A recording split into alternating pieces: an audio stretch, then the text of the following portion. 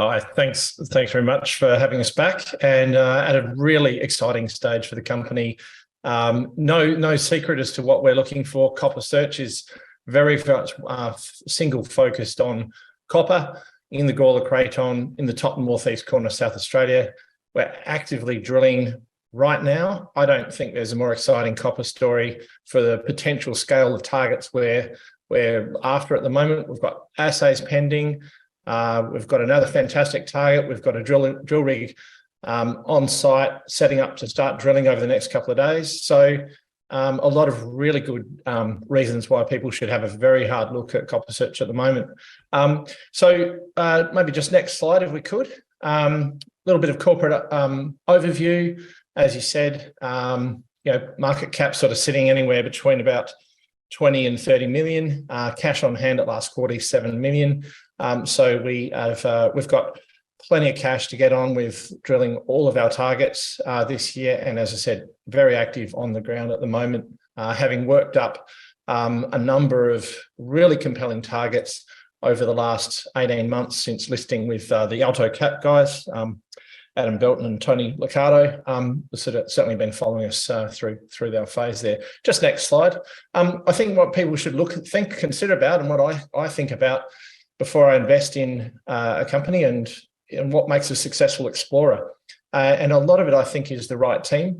I want to talk to these different points as I go through the presentation. This is a bit of the framework of what I'm going to talk to you about today. And I want to get to that sort of the exciting stuff of what's happening out on the drill rig right now in the field. So right commodities, obviously copper. Right timing, short, medium, and long term on copper is looking pretty good. The right projects, we'll talk to that in the right jurisdictions, and the best drill targets, and attract the right funding. So next slide, please. The team. So the board on the left-hand side of the page, very experienced team there. We've got one of the explorationists, Dr. Tony Belperio, who discovered Prominent Hill, a very significant IOCG iron oxide copper gold IOCG copper deposit in South Australia, which is now owned and operated by BHP. So it's near Olympic Dam. So we've got very strong technical on the left-hand side of the page. That group of directors has seen various exits and takeovers, multiple exits, and have added $4 billion of shareholder value in the exploration space. So that's a pretty good place to look and say, well, good track record. Why are these guys interested in this stuff in the Gawler Craton? What's it all about? Exploration team, I run that, CEO and exploration manager. Really passionate about the exploration up in the Gawler Craton, in the Peak in Denison where we are. And I've worked throughout Australia, also overseas, Papua New Guinea and Alaska, and run a number of other businesses as well. So a bit of a diverse background there. Theo Aravanis, geophysics is just so critical in today's explorationist. And Theo's got over 25 years of mineral exploration expertise. He worked for over 15 years as the chief geophysicist for Rio Tinto's global exploration group. So he brings an enormous wealth of knowledge and skills, having seen mineral deposits all over the planet. And same with John Main, who we've got in as a technical advisory panel chairman.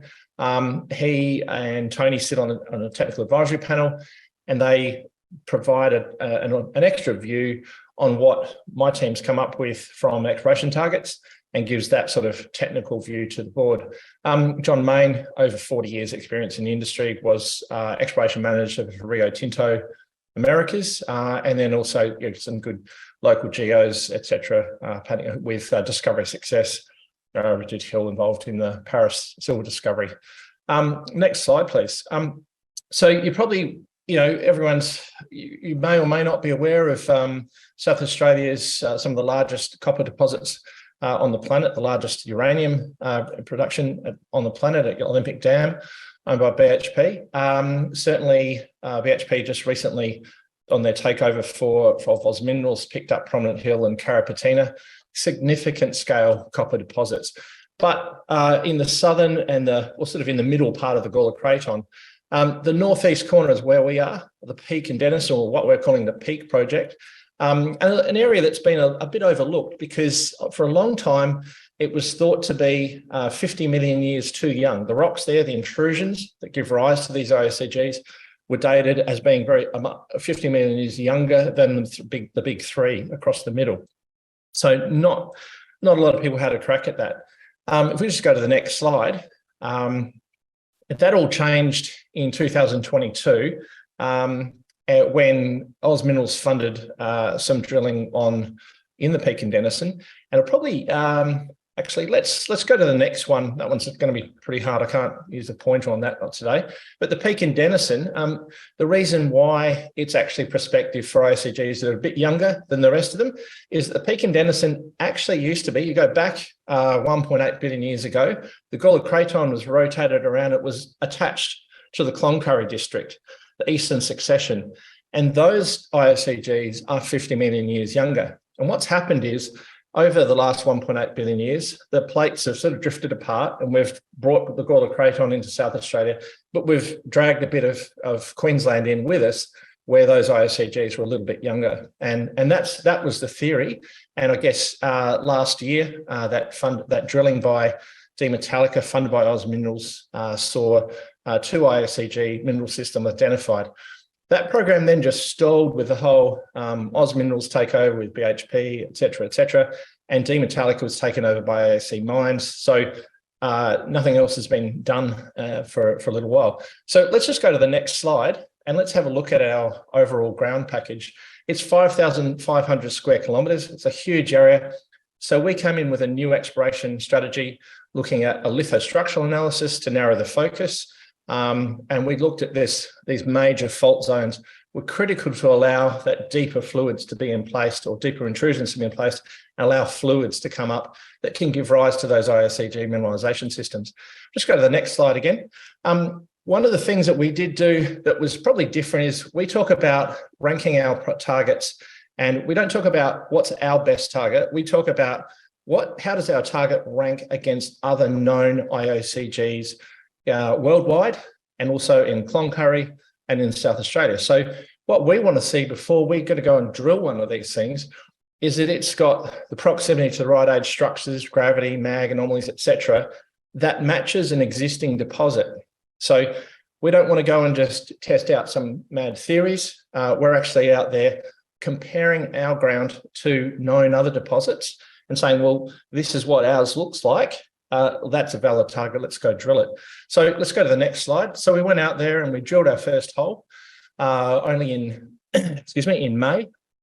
Now we drilled that with initially with a smallish rig, and only had the target.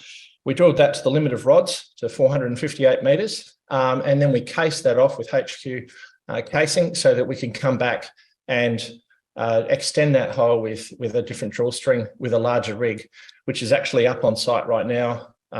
Just started to, or we'll be collaring AC30 very over the weekend. Now, what we've got actually assays pending on this, and we wanted to do an IP survey around this whole target. It's 1,400 meters long, 800 meters wide. It's a significant gravity anomaly, 3.8 on the milligauss scale, and I'll talk to that in a moment. But it's a large potential scale prospect with one drill hole sort of into part of it, and we're doing an IP survey which is underway now, which will be finished very early next week. And then we'll decide what we want to do. We want to deepen the hole, drill further holes around that area, etc. And obviously assays pending. So that will come out very soon. Just next slide. The other things we've been doing is regional exploration to work up other drill targets. We initially had 80 geophysical targets, and we brought that back down to the top 6, and we've committed to drilling these targets on the page here, and you can see the milligauss response. Carapatina, before it was discovered, was a milligauss of 2. So anything over 2 is a strong gravity anomaly that could indicate that you've got a lot of metal in the ground, as in a very basic, most basic sense. Some of these targets are very quite shallow. We also conducted an airborne EM survey and followed up with ground EM for AC30. So that's an ISCG style target, more of a sulfur dominant rather than the O for iron oxide, iron sulfide copper gold system, another system that's sort of typical in the Cloncurry area. So we're going after large scale targets. Let's just go to the next slide. And where do they sit in the middle belt there? And along this Karari shear zone, if you can see, it runs sort of from the bottom left of the page up across the page to the top right. And the Wills prospect in there lies on the what was Demetallica's ground is now it's now Oz Minerals, BHP, AIC. It's a convoluted story of takeovers recently in the last few months.